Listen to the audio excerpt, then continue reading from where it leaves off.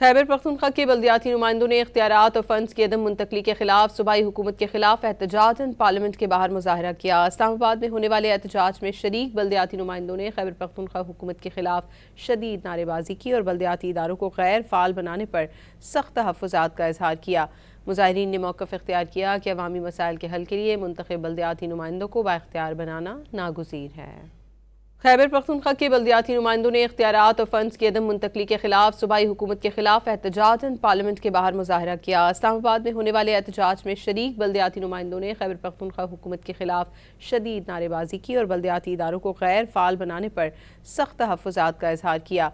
मुजाहिरीन ने मौक़िफ़ इख्तियार किया कि अवामी मसाइल के हल के लिए मुंतखब बल्दियाती नुमाइंदों को बाइख्तियार बनाना नागुज़ीर है। खैबर पख्तूनख्वा के बल्दियाती नुमाइंदों ने इख्तियारात और फंड्स की अदम मुंतकली के खिलाफ सूबाई हुकूमत के खिलाफ एहतजाजन पार्लियामेंट के बाहर मुजाहरा किया। इस्लामाबाद में होने वाले एहतजाज में शरीक बल्दियाती नुमाइंदों ने खैबर पख्तूनख्वा हुकूमत के खिलाफ शदीद नारेबाजी की और बल्दियाती इदारों को गैर फाल बनाने पर सख्त तहफ़्फ़ुज़ात का इजहार किया।